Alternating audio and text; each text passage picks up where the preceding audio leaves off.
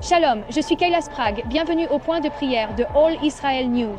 Nous célébrons en ce moment l'incroyable réponse à nos prières avec Romy, Emily et Doron réunis avec leurs familles après 15 mois d'emprisonnement.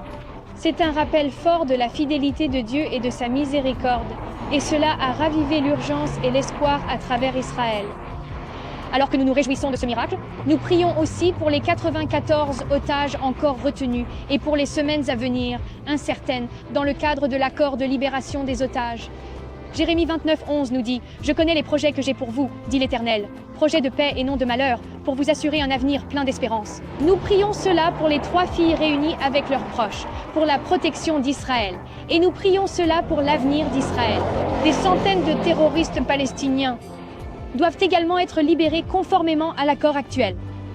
Concentrons nos prières sur ces points clés ensemble. Louons le Seigneur pour la libération de Romy, Emily et Doron, et prions pour leur guérison et leur processus de restauration alors qu'ils se remettent de l'horreur qu'a été leur réalité pendant plus d'1 an. Continuons également à prier pour que leur famille ait la sagesse nécessaire pour naviguer dans les mois à venir. Prions pour les otages restants, pour leur force, leur espoir et, en fin de compte, pour leur liberté. Cette semaine a apporté un souffle d'espoir à notre pays et à nos cœurs avec le retour de 3 otages sains et saufs. Nous continuons à prier pour que les otages restants aient du courage, de la persévérance et, en fin de compte, que Dieu protège leur vie. Élevons également les familles des otages, tant celles des vivants que des défunts, qui traversent des épreuves inimaginables.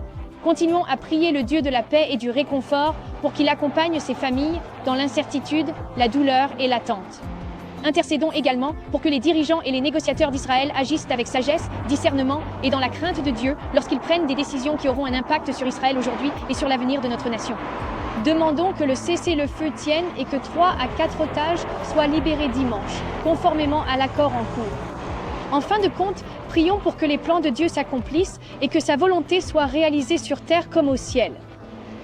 Philippiens 4:6 dit « Ne vous mettez en souci pour rien, mais en toute chose, exposez vos demandes à Dieu en lui adressant vos prières et vos supplications, tout en lui exprimant votre reconnaissance. » Alors que toute la nation et les familles juives du monde entier retiennent leur souffle, prions pour que cela nous unisse dans la prière au Dieu d'Abraham, Isaac et Jacob.